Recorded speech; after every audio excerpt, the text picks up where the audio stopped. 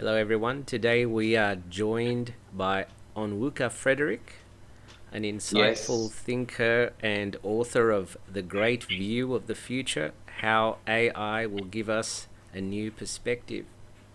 And his work dives deep into the transformative power of AI and technology, focusing on the global landscape, particularly the untapped potential of Africa's young population in the fourth industrial revolution.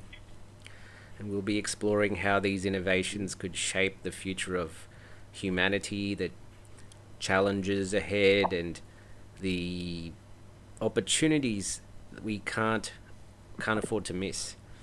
Onwuka, it's a pleasure to have you with us today.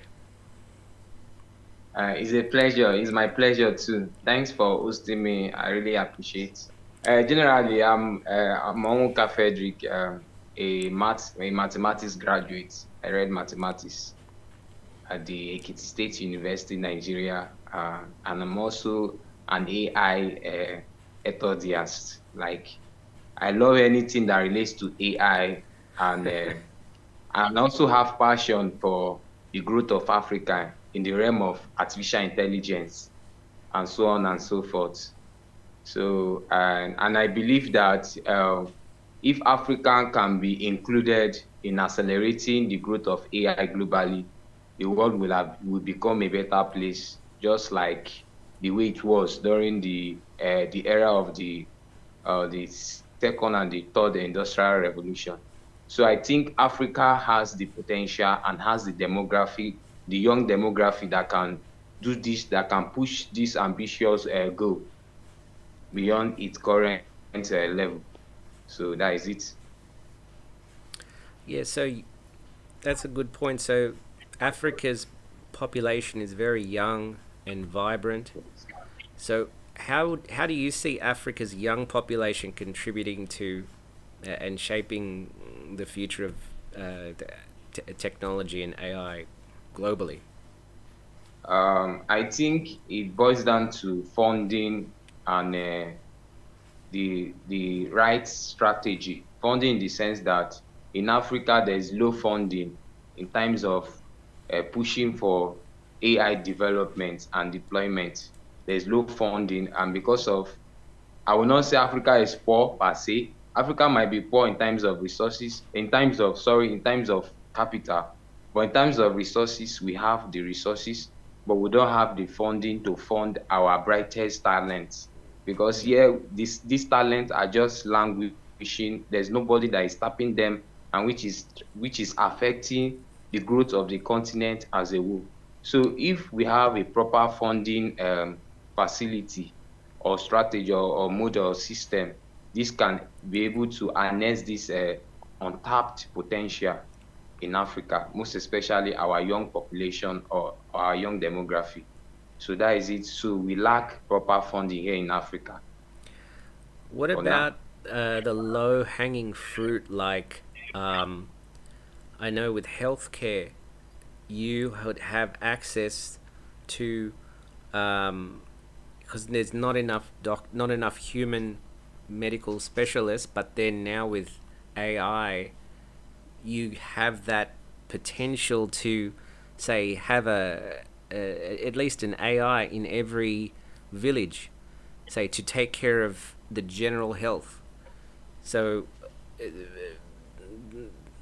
there is like potentially a lot of things that can still be done even if there isn't as much funding.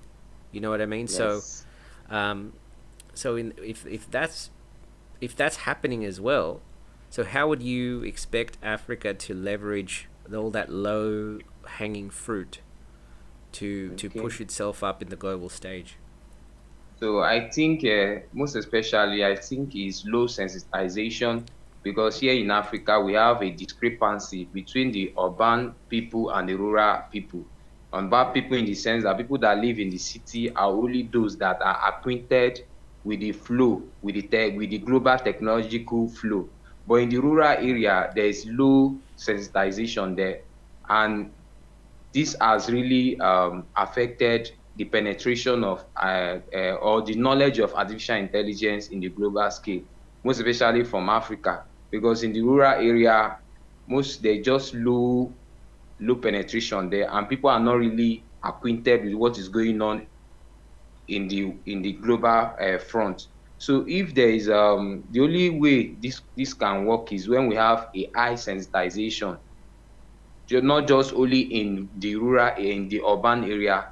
We're talking about the rural area. We go there, we carry the message of technology development in the global front to the rural area, so that they can also know what is going on, so that they will not be left out. So I think it's the low sensitization in the rural area that is affecting this. So if there's a high sensitization in the rural area, I think within a few years to come, Africa will be competing in the global stage, because there are a lot of bunch of talents in the rural area that are yet to be what? Tapped, or let me say in quote, extract from there. So that is it. Right. So this AI sensitization is what will Yes. bring up Yes. the young population to play on the global stage. Yes, yes, yes. If there is a high sensitization of artificial intelligence development and development, research and deployment in the rural area, I think Africa will be able to compete. We have the minds, we have the talent. It's just to reach them is very far, because we have not reached those talents that are just lying there dormant. So Mm. with high centralization in the rural area, I think Africa will be able to compete in the global stage in the era of AI. Well, you are on a stage right now on this podcast. So, what would you say to the young Africans who may be watching this? What would you say to them to take on the rest of the world? What I will say to the young African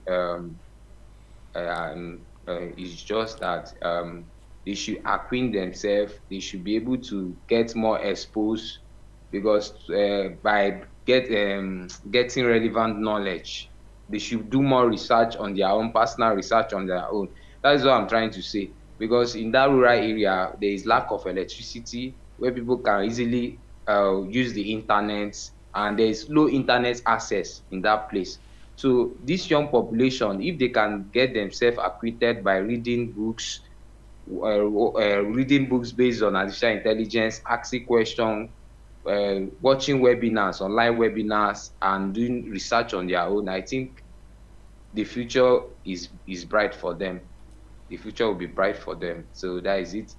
Just like the way I'm doing over here. This is just, I'm doing is personal research on my own, and this has brought me the knowledge I'm exhibiting now. So they should do their own personal study, ask questions, attend webinars on AI, and so on and so forth.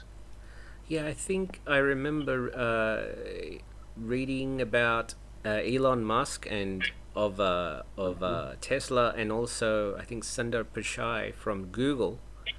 Okay. They also echo that they favor that sort of experience and Okay. self help motivation and learning, as opposed to the traditional university qualification Yeah. degree sort of thing. So um, yeah, that's pretty good advice, I think. Yes. Yes. So Okay. well, okay.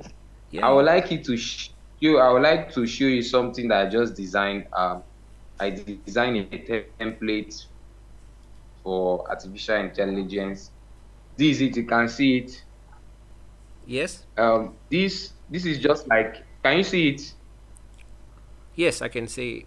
Can you bring it a bit Uh-huh. closer? Okay. Yes, This now I is can see it. Yes.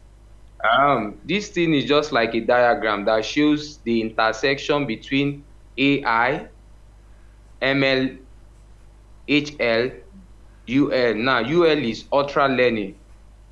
Then HL is human learning. Then ML and AI is artificial intelligence and machine learning. So Right. by the time we intersect this together, it will create a what I call vertical learning and tangential what learning. Now, in the era of artificial intelligence, vertical learning and tangential learning is very critical in building what the future of super intelligence in the future. So this is what I just developed. I developed this concept, and if you can see, there's a mathematical explanation I put here. Can you see it? Uh, I think so. Is that delta? Delta, Delta, yeah. yes, delta is perpendicular to zeta, which is Yep. equals to zero. Can you see it? Yes. Yes. Yes, delta is perpendicular to zeta, which is equals to zero. Now, the meaning of this is that in the age of artificial intelligence, there will be a convergence point between delta intelligence growth and zeta intelligence growth, which is perpendicular to each other, which will now form what I call zero singularity. Do you understand? So Zero could singularity. would you just define delta and zeta? So would delta be? I'm assuming delta means the rate of change, or is it? Are you Yes, the right of change. That means in the era of super intelligence, there will be a displacement in terms of intelligence. okay? There will be And yes, zeta is every a is displacement. Yes, in the right. era of super intelligence. Okay, and that's equal to Then the zero. yeah is perpendicular to zeta. The zeta is talking about a vertical. That means there will be an uninterrupted flow of intelligence. Ah, Is coming here. it's this singularity, where the line Yes, just it's singularity. goes Yes. all up. So our delta flow of intelligence is tangential. Is tangential. Is tangential Yep, in the sense that tangential. it's Yes. touching a point. Yes, it's tangential to our delta intelligence uh, flow, which equals to what zero, Do you mean zero which we or form. infinity? Infinity, if it is infinity, then that means we don't actually know the point where it converges. Infinity is endless, it's a transcendental number. Yeah, because if it's vertical, if I'm talking strictly about gradient, that would be in. Well, I don't know if it's defined. You can't. Anyway, yeah, I um kind of know what you mean. It's what, tangential. It's yes, what I'm trying to say is that our delta intelligence growth is perpendicular to our zeta intelligence growth, which equals to zero, because if you multiply your delta intelligence growth with your zeta intelligence growth perpendicularly, it will give you zero, because anything that is perpendicular is always equals to zero. okay. That is. I'm trying to picture it, but yes, okay. Who came up with that? Okay. Did So, you? yes, Did so you? Wow, that's that is pretty what good. came up. You can see it. You can see the diagram. Yes, I Can you see see it. the Yep. diagram? Yes. Then this is the equation. Can you see the Delta. equation? Is that delta time? And then is perpendicular Delta to. tau. Yeah. Oh, oh, right. Is zeta naught equals to what, zero. Oh, So delta naught. that is what I'm thinking. Right. Yes. So that is it. So for now, that is the idea I'm trying to work on building a try like a scope, how intelligence grow in this super intelligence era. So that is it. Wow, that's very impressive. Um, I think so. About your book, then you go Yes. into a lot of things. So, Yes. um, with this um, era of super intelligence and how it's coming towards us at a ever increasing rate, how Yes. would that do you see that affecting, say, employment, high skill employment, low skill employment? What type of roles might emerge as a result of this? I think the era of super intelligence will really displace manual kind of work or manual kind of labor, because now we are not depending on machine, not human effort again. So there will be an issue. There will be an issue between how humans cope in the era of super intelligence, because the machines are becoming more wiser while the humans are becoming more dumber, which is very dangerous. That's right. Yeah. Um, It's very dangerous. So that is it. I think there will be a sharp differentiation between machine machine dominance and human dominance, human intelligence dominance. There will be a sharp difference. So we should be careful on how we develop super intelligence systems that can displace humans further. Because in the world already, there's no equality in the workplace already. So when we introduce super intelligence, there will be a further displacement, whereby there will be high level of what unemployment from the human side, while high level of employment from the machine side. So that is it. so it begs the question: do we really need? Because at the moment we have our livelihood anchored to Okay. our job. It's almost the Yes. same. So, is that going to necessitate uh, a mind shift away from purpose away from the job? So you have a job, or it's an optional job, or you have a different type of job, as Okay. opposed to what we have now, where we must provide some sort of service to society in order to get money and that whole economic model. So maybe there's a place for humans to do human things, and the robots can do all the boring jobs, and machines can do all the boring jobs. I'm just saying what I've heard a lot of people say. I think the central point here is that for we to create equality between machine and humans, we need to, a super intelligence machine, we need to be very careful in what the kind of algorithm we build into these machines, because algorithm is everything. Is what you feed the machine, is what the machine will display.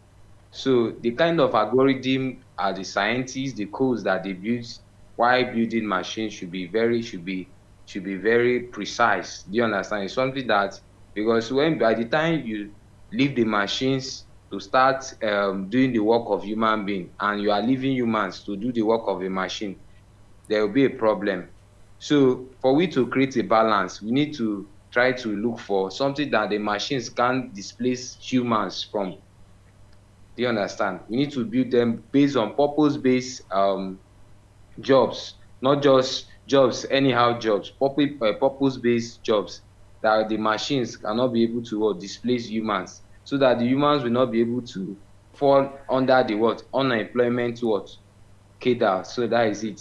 So there should be a pyramid of what development of artificial super intelligence that cannot easily displace human in the workplace. So that is it. And how would we shape that?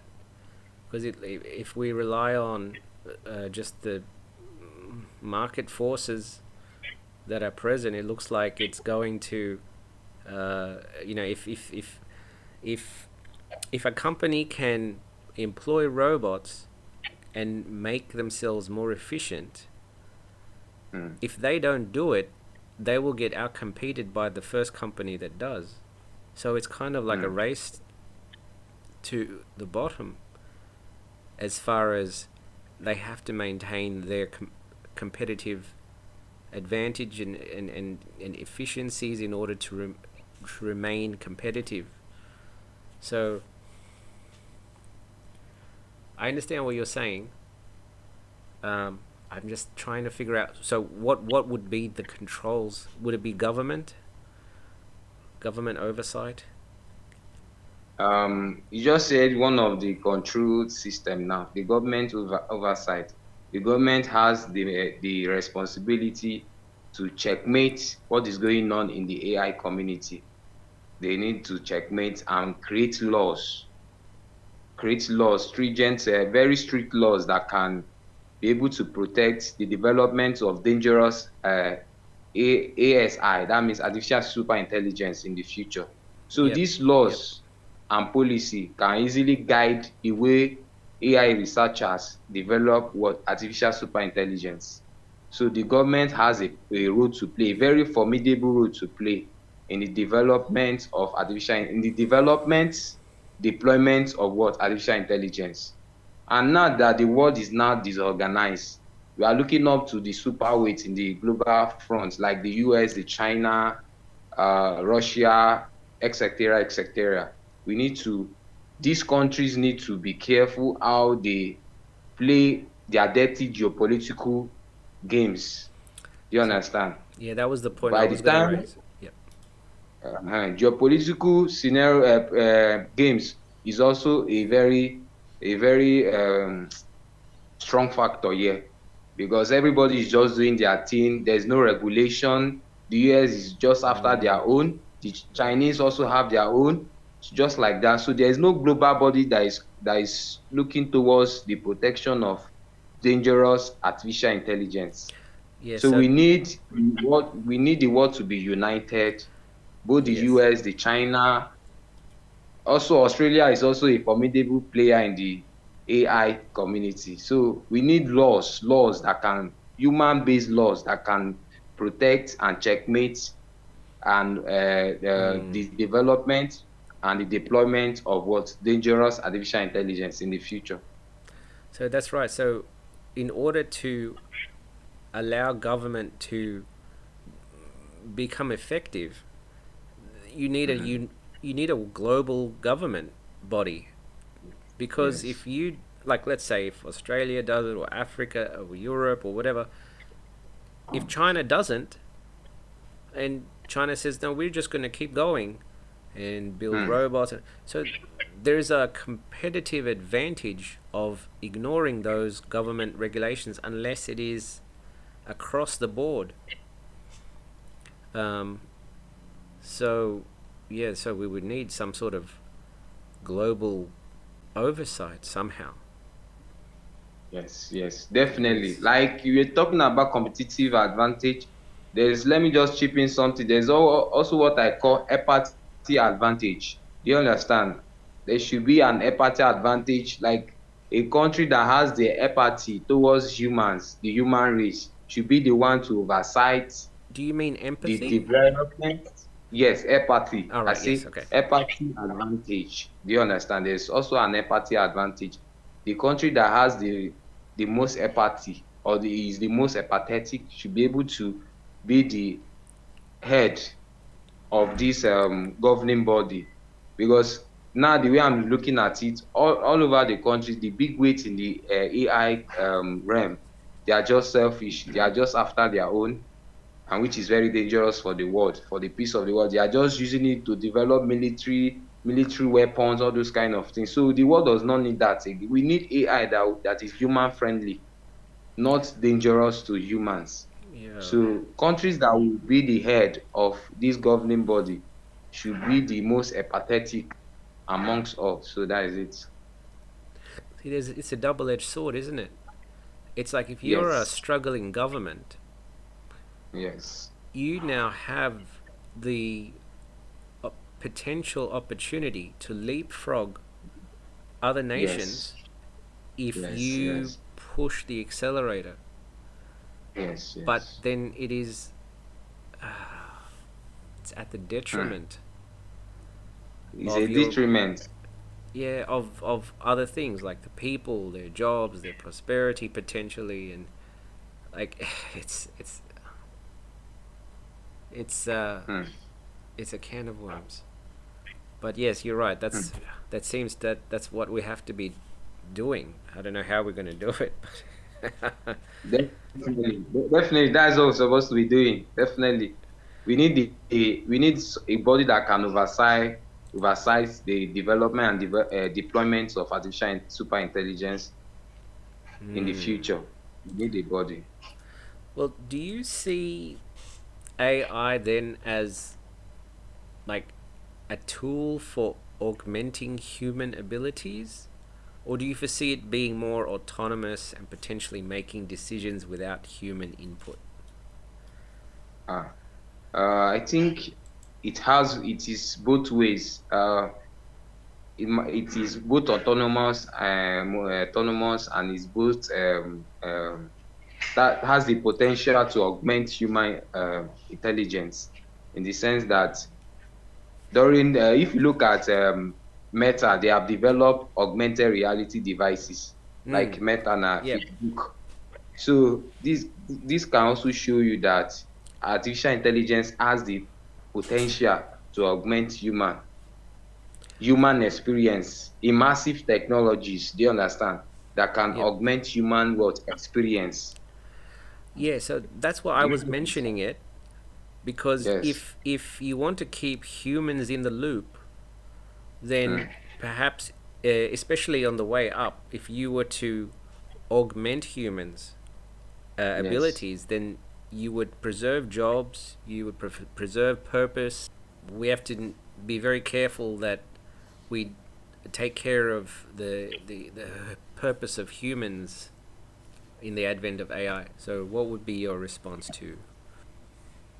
Uh, nice question.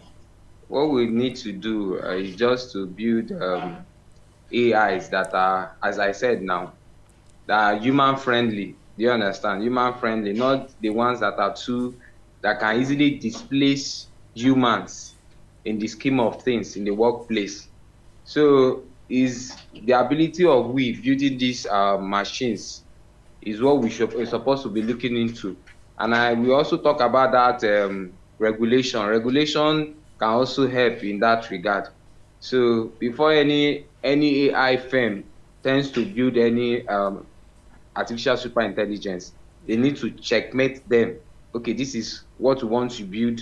They need to give them the framework, the architecture, so that the government can come in and look at these things before they can deploy them for the general public. Do you understand? Because if we don't checkmate all these things and we deploy them to the society without the humans knowing their functionalities, it will be very dangerous for humans to be able to cope, to be able to compete with artificial super intelligence in the future. So our regulation is very vital in this scenario now. Our regulation is very vital in creating or designing artificial intelligence that can supersede human effort in the future.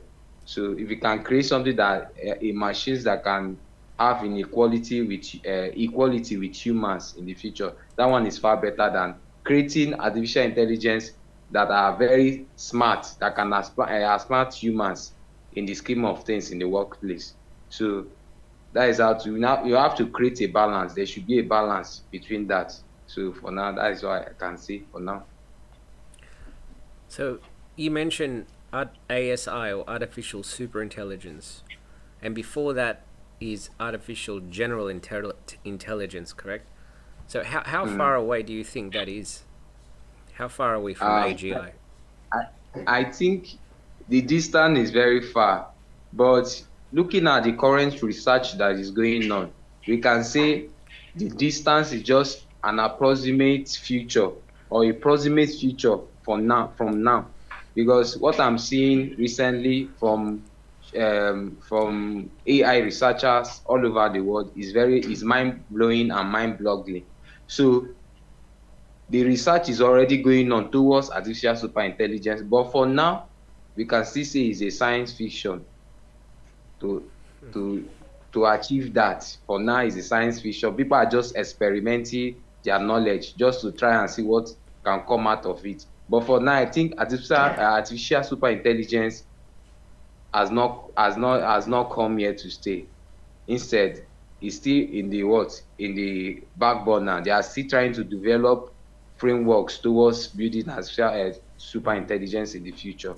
So I think artificial super intelligence future now is not possible for now. They are just scientists and researchers all over the world are just experimenting on ideas that can work. So for now, That is what I can say for now. So, so you're saying it's pretty far off in your opinion. I've heard like Um, 5 years. I've heard 10 years. Uh, do you have any specific time frame? if you are time frame now, because giving it a time frame is not really the issue. The issue here is the issue here is that the framework towards building artificial super intelligence in the future has not is not yet ripe for Ah, now. It's not yet ripe. okay. So Do in you that understand? case, Yes. sorry. Uh, Uh, okay. In that case, that means mm, that there must be at least one or a couple of innovations that we still lack. yes, Yep. yes, So, yes. do you have any opinions on what types of innovations we would have to uh, uh, reach or conquer before we can get to AGI specifically? Because I think it was Mark Zuckerberg. No, no. One of the just some people have said we've got line of sight already to AGI, but I'm not sure if they were just speaking Mm. superlatively or. But anyway, what would your um, take be? So my question to you is, what are the innovations that are left when as we try to approach AGI? Once machine becomes sentient, that is when super intelligence is has clocked in. Once machines start becoming sentient, do you understand? Start depending on themselves, not on humans. That is when ASI is now in view. So your definition of sentience would be when they become self-autonomous. Yes, they Okay. don't depend on human supervision again, just on their own. They can develop their own. They can fix their own life by themselves. I'm using human analogy now. I'm Yep. personifying machines as humans now. Is when they start doing things on their own, replicating ideas on their own without depending on humans or supervision. But for now, humans are still the one giving them orders. Do you understand? Humans are still the one giving them building the algorithm that makes them to function. But for we to know that the ASI is already around the corner is when machines start being sentient. That is when we have reached or we have approached that future. But for now, I think the future is still shaking. Okay. Thank you for that. I mean, everyone can put their 2 cents in. So I've heard a varied series of opinions, which is I think very healthy because it means that we are able to discuss and exchange ideas on this. If everyone thought the same thing, it would be a very boring interview. So Yes. this is good. Um, so I think in saying that, um, how do you how do you think AI can say? Uh, how do you think human intelligence compares to something of an AGI? And I know that the AGI can surpass us in like mathematics and raw calculating power. But what about things like creativity, meaningful art, that sort of thing, literature, music, that resonates on a human level? Will it Mm. you know lack emotional depth or social uh, uh, uh, like we are social creatures and we know how to converse socially, and then there's this gap between the machine at the moment and social behaviors, but I guess that's going to be closing very rapidly. But in your opinion, so what what would be um, the difference between humans and AIs creatively? say even in storytelling, that sort of thing? Uh, the machine here is that woman will always be better than machines in terms of pure creativity. Pure creativity. Human will always be better, no matter the kind of thing we want to design. Because machines can't think like human. Machines can't think like human, but human can think like machine. So it's just like a substitute because on that level of creativity, human will always override machine. Okay. Human will always supersede machine because humans are dealing with nature directly, but machines are dealing with humans directly. Have you seen the That's a good point. humans are dealing with nature directly, the machines are dealing with humans directly. Yeah. So the creativity level is far. That means human will continue doing, no matter the kind of machines we build in the future that we are smart, that will be smarter than humans, but they can't be smarter than humans in terms of pure creativity because humans are still the ones are the brain behind machines. Machines are not the brain behind humans. So in the age of human creativity and machine creativity convergence, human will always be ahead of machine, not machine being ahead of human. I'm talking about pure creativity. If you look in quote, pure creativity. I'm not talking about technical creativity. I'm talking about natural creativity. Okay. Human will always supersede machines. Um, I know. Okay, so if I understand you correctly, Mm. so an AI, even an AGI, wouldn't be able to create something like a Mozart or a Van Gogh or a Michelangelo's, like in the purest sense. You're saying that that is strictly a human uh, level that they would maybe get close to but not surpass. Is that your point of view?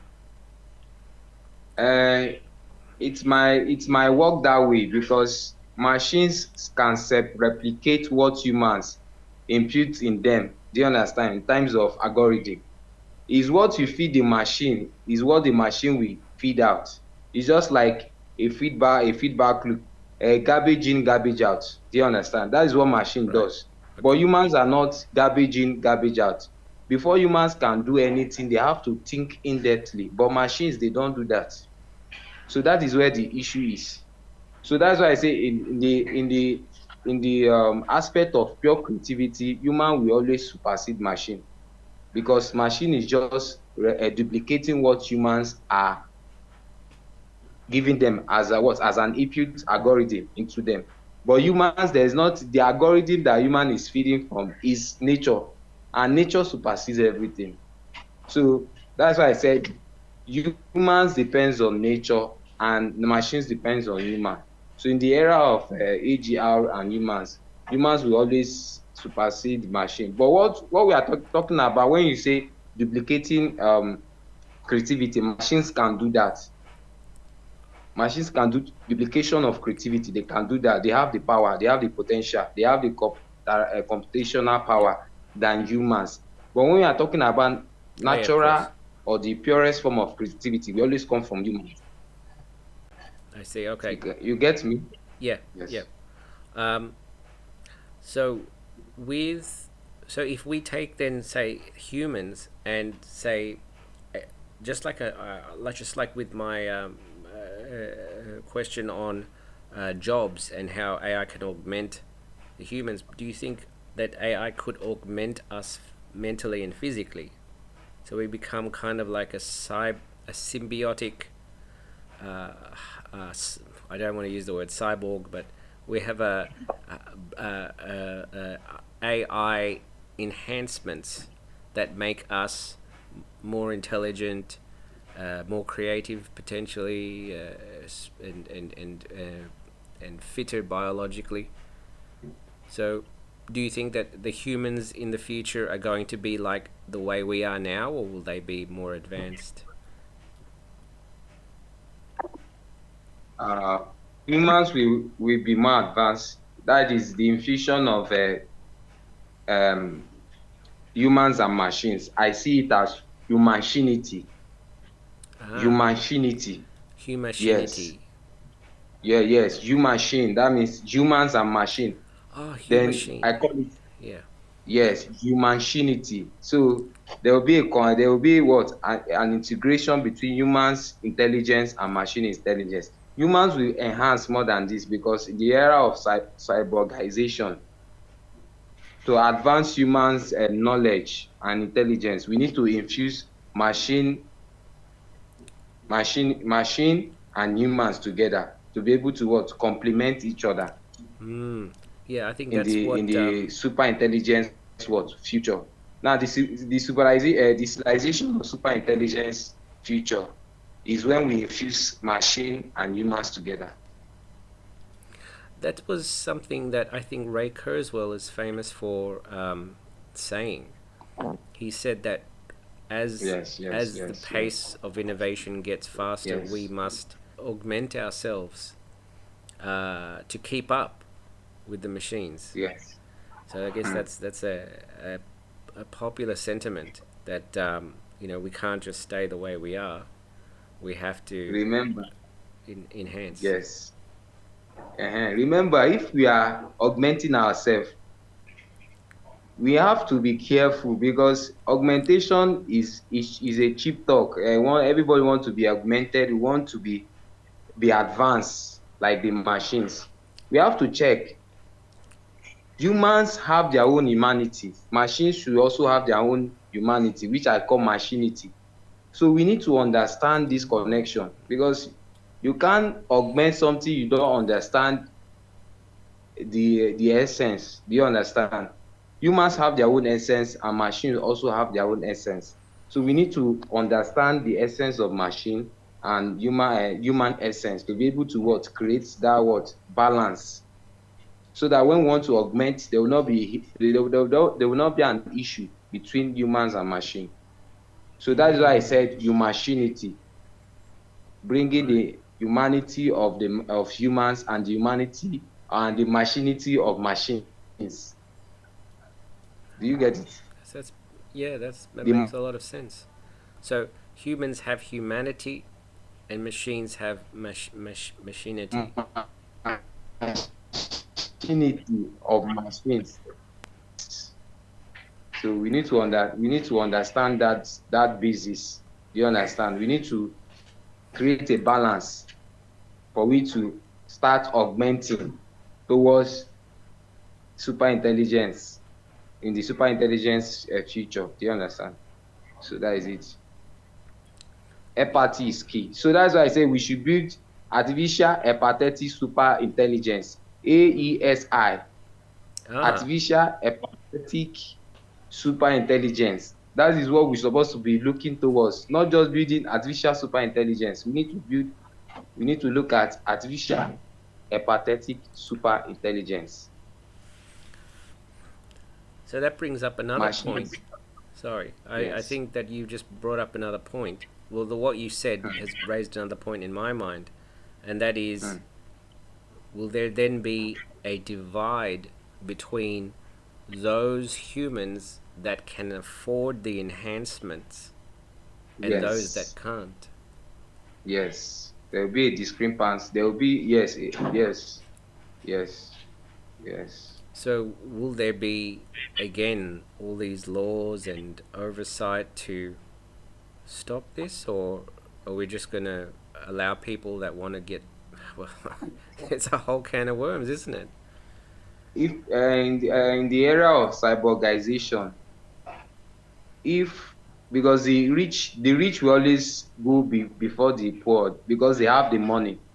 They have the money to enhance themselves. Do you understand? Yes, but I was speaking to someone the other day. Like for example, here we have a already established healthcare system, Mm.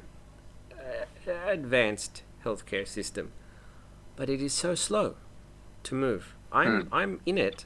I'm helping with an AI assistant for the healthcare sector. That's what I'm in that development area, and Okay. there are all these barriers. which, as you said earlier, we want to protect. The government is stepping in to protect, and mm, I can't even see when this is going to be implemented. And this is one of the most basic things. But we're mm, looking at China and maybe even Africa. I know India. They're, they mm, have so many, so much opportunity to put medical, uh, medical centric AI to help with diagnosis, response, triage, that sort of thing. And they can roll it out because there's nothing there anyway. There's nothing to protect. We have a whole mm. industry of medical professionals that we can't just, you know. And then there's the laws here, and it's very strict. I mean, I guess, I mean, it is how it is. But that's one example of how the West is in a different position to Africa because Africa doesn't have anything to lose, if you know what I mean. Mm. Yeah. Yes. So, Okay. so in that case, We- in that Okay. case, Africa would be at an advantage. Yes, Um, Africa will be an advantage. But we need in Africa we need to accelerate our innovations to catch up with the rest of the world because we have been babysitted for so long. For so long, Africa has been crawling in times mm, of science and technology. So we need to also hasten up so that we'll not be left behind because the rest of the world are already moving in fast pace yeah. above Africa in the aspect of research, development, and deployment of critical technologies and advanced technologies, cutting edge technologies that is already shaping the world and its civilization. Do you understand? So Africa need to create a system that can accelerate her to what to be able to what compete with the rest of the world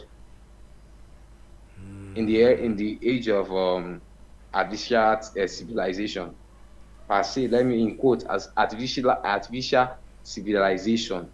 That because that is the civilization we are going to now. We have moved from natural civilization. We are now going to artificial civilization where we now infuse humans and machines, not no longer human playing the role now. It's now we are now having a co-pilot in the scheme of things in our civilization, which is the machines.